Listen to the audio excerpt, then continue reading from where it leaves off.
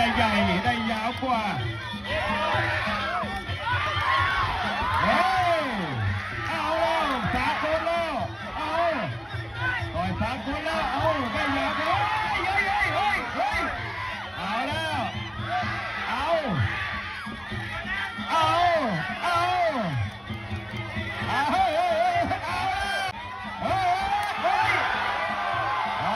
ระวังลงไม่ซ้ำไม่ซ้ำอย่างนั้นนักมวยอย่าซ้ำนะเอาอย่าซ้ำนะซ้ำ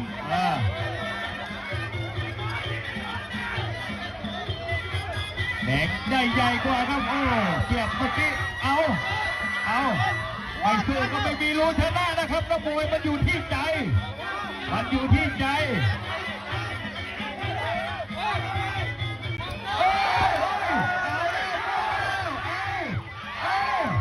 มีบวกอย่าโดนกันแล้ว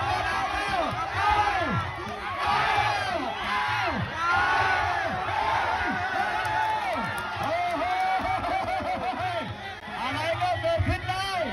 เอาแล้วมาสิไอ้สู้ก็ไม่มีรู้ชนะมันอยู่ที่ใจมา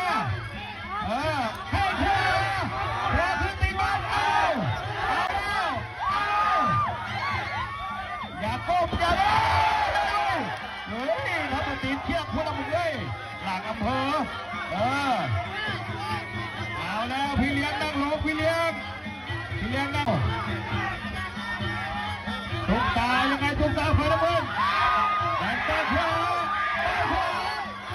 มีบวกมีสวน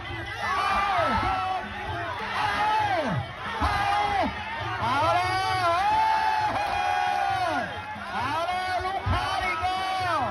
เอาแล้วพี่เลี้ยงนั่งเหมือนนั่งลง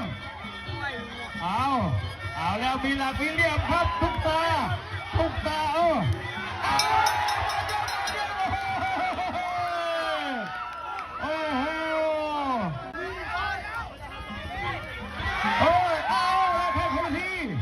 ยกที่2ของมวยคู่ที่6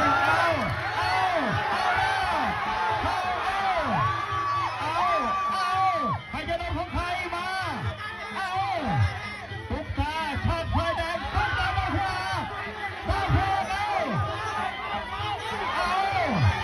ใครจะโดนของใครโดนหมัดของตุ๊กตาชัดไฟแดงได้ยาวกว่าแข้งขวายังไม่โดนซ้ายลำตัวหนึ่งทีขวา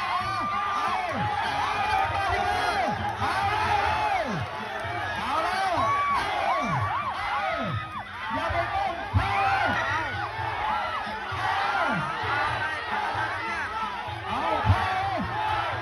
แล้วเด็กเข้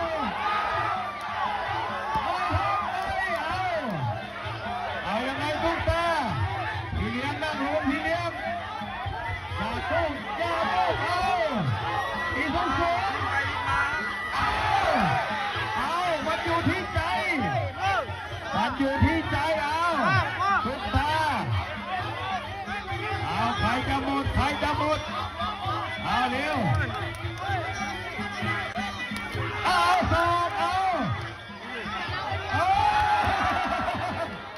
แล้วลบไปทั้งคู่ลุกขึ้นมาแล้วยก2อยู่แล้ว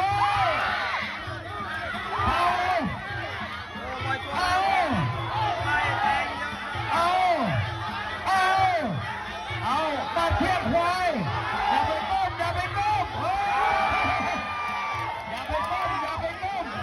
ตุ๊กตา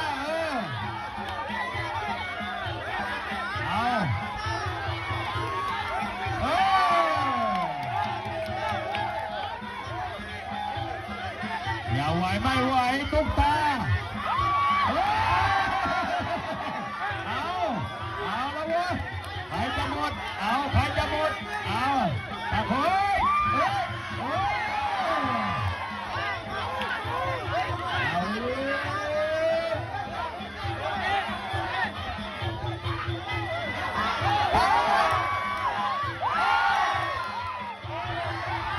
เอาจะแบบ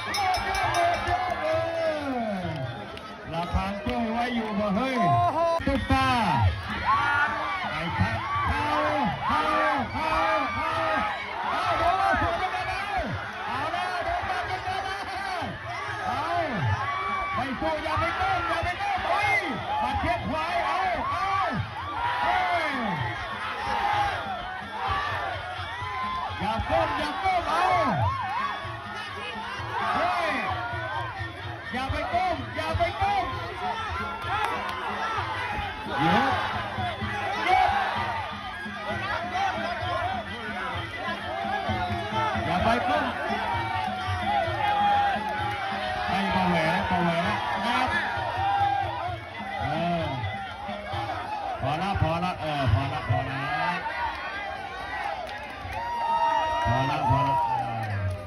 มันยาวกันหน่อยหนึ่งแต่ก็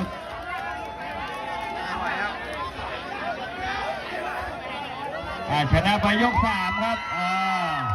ขอโทษน้องภาษา